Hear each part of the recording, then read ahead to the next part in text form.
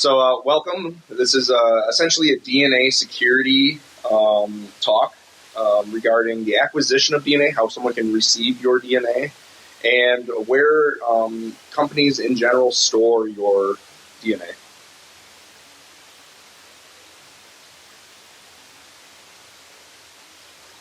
So there's a website for this talk. If you want more information, you want to contact me, please tweet DNA DEFCON.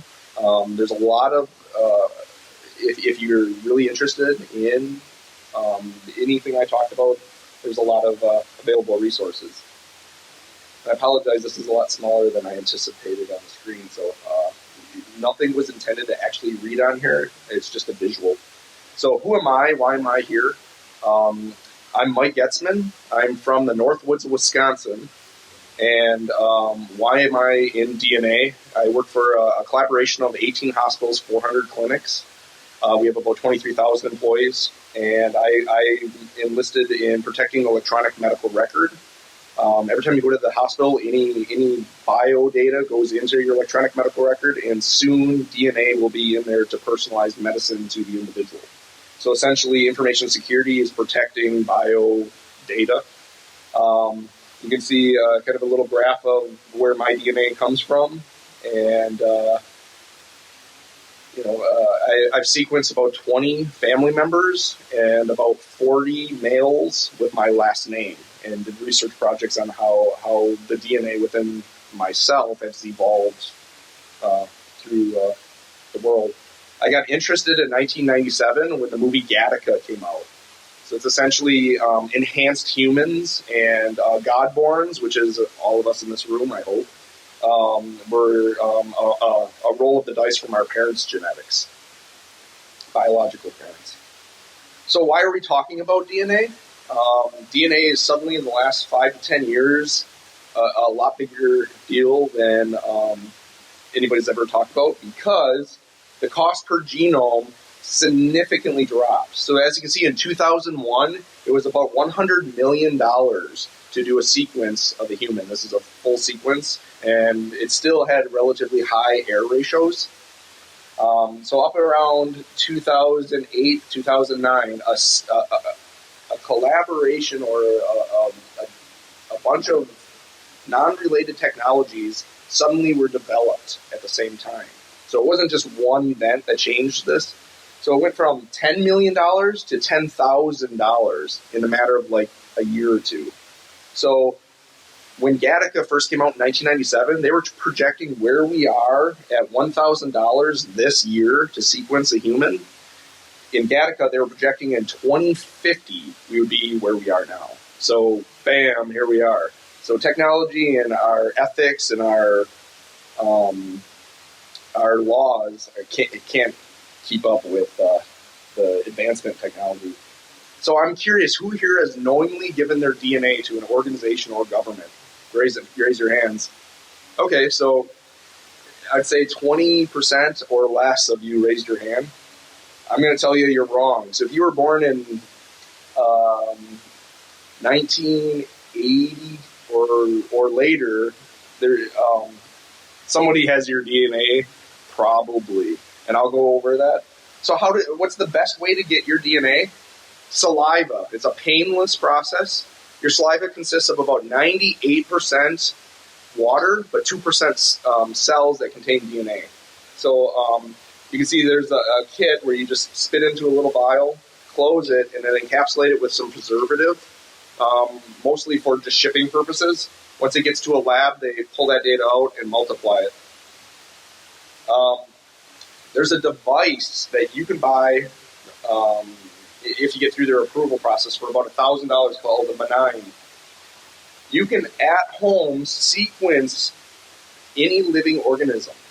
You shake someone's keyboard and get some skin cells out, put it in this fluid, and inject it into this device. The fluid rolls down and falls through about 500 holes. So it has an extremely high error ratio, but because it's falling through 500 holes at the same time, there's a lot of cross-checking to verify it's accurate. So DNA is a double helix, and as it's falling through, it's ripping the double helix in half, and an ASIC chip sequences your chemical compounds as it's falling through. So A, G, T, C as it's falling down through and going straight to your average Dell workstation. So I can do it right on the system. So also, if you have been in the military, you sign so many documents that says they can use your DNA for pretty much whatever they want. I hope they're not enhancing super soldiers in some secret bunker. If you go to the doctor, there could be, you have risk, diseases, something the doctor wants to analyze on you. This is going to be becoming more and more prevalent in the future, to the point of personalized medicine, which I'll show you in my demo coming up. Again, so anybody born in about 1982, some states started when a newborn is in the hospital, they'll take a blood sample. So if anybody has kids, they probably remember this happening, because at least my two children screamed when they pricked the bottom of the heel, took some blood, put it on some little pieces of paper, which you can see on the right, and they shipped that into the state. So I'm not implying that there's massive biobanks, but please do your own research on if certain states do or do not indefinitely store this data and or sell this data to researchers. I'm not implying anything. Do your own research. There's actually websites out there for dating purposes where it's like a match.com where you spit in a container and you ship it off. And they will not only you answer your questions to look for potential mates, but they will look at your DNA and see if maybe potentially your libido levels based off chemicals in your body match up with somebody. So there's at least 3 websites now doing DNA dating. And then also in recent news, within the last month, some researchers from Australia announced that they can now extract enough DNA from a strand of hair to fingerprint whose hair that belongs to. So imagine, so in the movie Gattaca, there was an eyelash that somebody detected saying, hey, somebody wasn't supposed to be in this area that they were because of an eyelash. So this could change a lot of things, and this is a recent development. In Maryland, there was a crime that happened. There was I think 4 people were murdered. It was a husband, wife, child, and housekeeper of an executive. And the house burned down. They were like, we don't know who killed these people. They went through the trash and they found pizza crust. The guy ultimately was somebody that worked for the executive, came to his house, demanded a bunch of money to be dropped off at the door, and then he killed the whole family and burned the house down. In the trash, there was pizza crust. They sequenced the DNA from him chewing. He didn't eat his crust. So if you're going to do a crime, eat your crust. They sequenced the DNA from the crust, and we're able to identify who the murderer was. And so now he's in the slammer. So it's amazing what crime based off DNA can do. But we have to look out, because in the near future, some Israeli scientists have demonstrated if they shake your keyboard and get some of your DNA, they can impersonate that DNA later in other, replicate the DNA and impersonate DNA evidence. So drop some fake DNA at a scene, and it's going to be hard to argue in court. And here's one that even shocked myself. There's an artist that goes around to city sidewalks and extracts DNA from gum on the sidewalk. He then runs it on his personal workstation through algorithms and recreates what that person's face looks like. He goes in, makes a model of a mask of what that person looks like with pretty good accuracy. You can see down there on the bottom some of the examples of how accurate some of the computer modeling is. He then places it up on the wall, you can see on the top, of what that person looks like, frames the piece of gum below and say, that person chewed this gum, and spit it out on a city sidewalk. They're also doing it with sequencing dogs to see who's not picking up feces in parks. It's getting absurd. So now, let's just assume they have our DNA. Who they are, I'll leave it up to you in the circumstances of the scenario. What are they doing with it? Well, it's a massive amount of data, and likely They're storing it, big data, in the cloud. So there's companies that I don't wish to name, but they have pretty much named every major company that are now looking into cloud storage of massive data because there's so much money in massive amounts of data of DNA that they can run algorithms through. And there's one company, so I don't back any vendor in particular, but this one's very graphical, and I want to show you my demo of, it's a company called 23andMe. And I highly recommend everyone, it costs $100, you spit into a kit and you ship it off. I highly recommend everyone do this because you can learn things about yourself that is incredible. And I will give you a demonstration right now. And be forewarned, any health results that you see, I have an academic account and grandfathered into before the FDA came and said the average individual should not be able to see their health results. So I obviously disagree with that. I think everybody should be in control of their own potential genetic destiny. So here I am at geneticmike.com, and I'm clicking on my 23andMe link. So the reason I pre-recorded this is because the load times and the internet at DEF CON I don't trust. So here I am logged in as myself, and I'm browsing my raw DNA in obviously a graphical interface. I'll show you some of the raw format. So here's some of the raw format. It's difficult to see, but it's all GTC or GTAs. I can click on, like, say, my 7th chromosome, and you can see people in my account on the right, and a lot of family members that I'm the administrator of. You can see who's C, who's T. You ultimately don't need to understand what a GTC is. It's just essentially binary for humans. And you can actually download your raw code and extract it to third-party websites. So if you want to get around the FDA ban, just send it overseas to a cloud computer and then pull the results back. You can actually look at your chromosomes and see where individual genes come from country-wise. You can go through various time periods throughout history, so you can see, like, which parts of your chromosomes came from, like, the Roman times. So this is a little more recent, like 500 years. You can break down exactly your ancestry as of 500 years ago. So you can see my little green bar. I am 12.5% Jewish. That comes from my mother. So that's a light green. You can pinpoint from my mother and father where exactly my genetics came from in your past. And ultimately, you go all the way back to the beginning of time, genetic Eve and genetic Adam, and watch where things move. So now I'm going into the health results. It shows you inherited conditions, traits, drug responses, and health risks. So I'm going to go into traits because you can physically see it on me. It's quite invasive. You don't just want to show everyone traits you can see, but there's stuff that you don't want. So I'm going to show you my wife's data. It's too invasive to show you my data. She gave me permission, don't worry. So there's breastfeeding and IQ. So and then there's breast size, shape. This is all, like, they've never met my wife. This is just saliva. There's sex hormone regulations. So there's some pretty stuff that you might not want people to know about you. When menopause, on a standard deviation of potentially when menopause will kick in, if it's early, if it's late. Measures of intelligence. So my wife says it's a little bit lower than average. So whenever there's an argument, boom. No, I'm just kidding. She's much more intelligent than myself. You can actually pinpoint from cloud databases of other people that have sequenced where you're related to other people.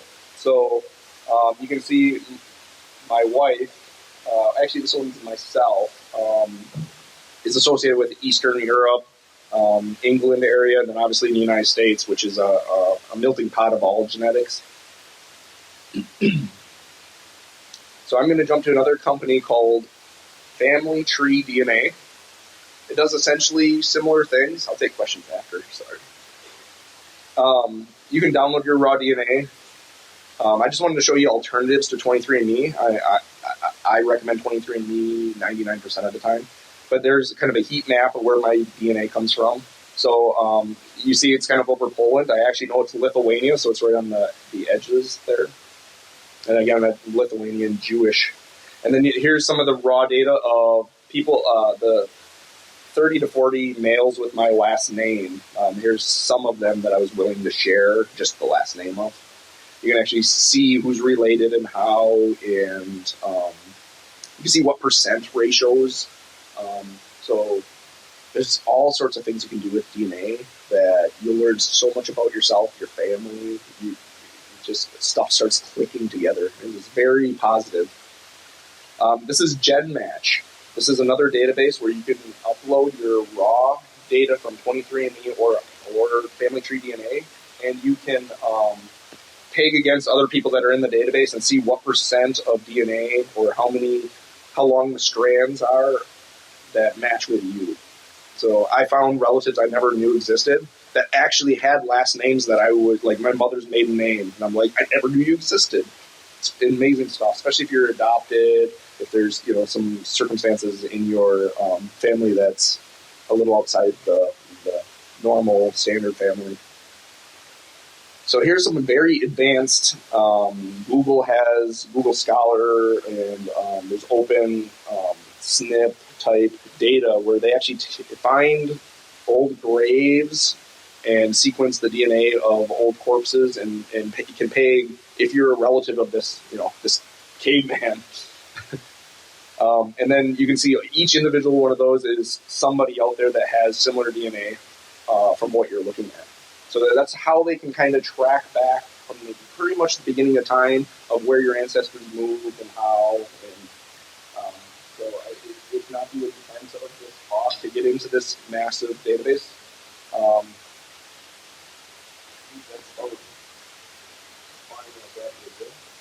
So I hope you enjoyed like a quick run through of what that was, just touching the surface of capabilities of a graphical interface of what you can do with your DNA to benefit yourself, your family, your knowledge of genetics in general, and understand the privacy implications of somebody receiving your DNA without your knowledge, or just randomly sharing your DNA. So, like I said, somebody could shake your keyboard, get skin cells, and what do they know about you that you don't even know about yourself? And as technology advances, so a lot of this information has only come out within the last 5 to 10 years. As we advance, about once a month, new data comes out, and I learned something new, like cilantro tastes like soap to me because of my genetics, but not my father, but my mother, it tastes like soap. So, they can see happy, sad, indifferent, they can do generalizations. And then in 2012, this deviates a little bit from acquisition and storage, but I wanted to bring it up. In 2012, there's a series of, again, a few technologies that were developed where they can take your strand of DNA and cut it into pieces and substitute another person's DNA essentially into the strand and reattach it, inject it back into a cell, and make it viable. So, holy crap, Gattaca is potentially here. In the United Kingdom, they legally approved having 3 people's DNA migrated together and make viable human embryos to remove things like cystic fibrosis, for example, something devastating. And it could cure humanity of illnesses. So you erase some DNA. You have an attack of, say, cancer. Erase it from existence in human. If genetics contribute directly to that cancer's gone. What we have to worry about is the genetic modification and enhancement of humans. So all I'm saying is we need to have open discussion on what is going too far. Are we going to take Olympian blood that is genetics of being superhuman and injecting it into newborns? Let's talk about it before it happens. So I wanted to thank you for your attention. This is a huge passion of mine. If you have any questions, feel free to pull me aside at the con. And I could do some quick questions. I probably went over my time. And yours in 23.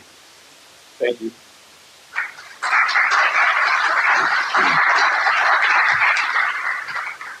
Sorry, I'll take some questions and let me know how I'm doing on time. I have no idea. Excellent. Yes. So the device itself is reusable. The capsules with the fluid in it need to be repurchased. So the initial kit comes with like 3, and it can be used on any living organism. So you can, sequence your cat if you want. I don't know the costs. It's outside my realm. Yeah, you can easily contact them. Yes.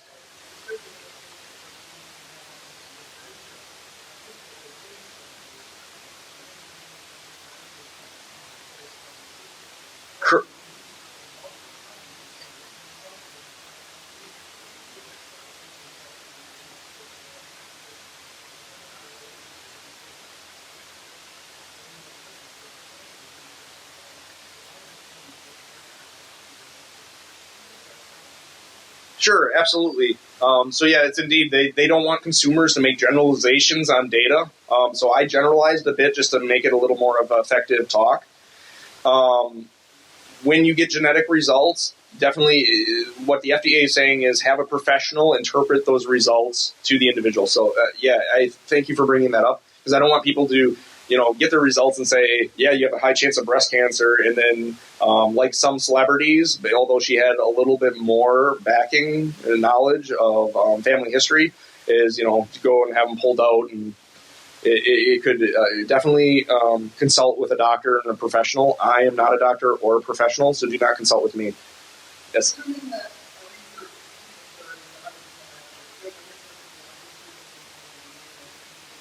Yeah, so they give you a star ratio on their accuracy. So like 4 gold stars, it's very accurate. Again, you need to consult if you're making any significant decisions. Don't go based off a website that you spit in a kit and sent it off for $100. Go talk to. Yes.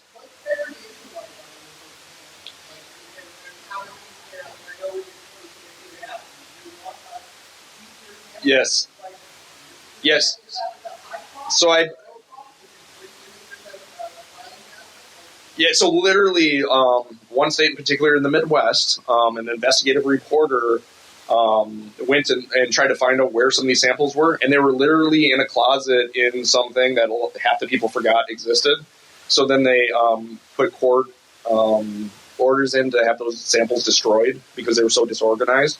Other states may have biobank buildings that store it indefinitely, and the storage is well beyond where we've been for storage, so they don't really know. So 20. So it's a little bit outside my expertise. I would try to do your own research. Things I've read said, hey, we've had it stored for 20 years without anything. So I mean, we're really pushing human where we've been in 20 years.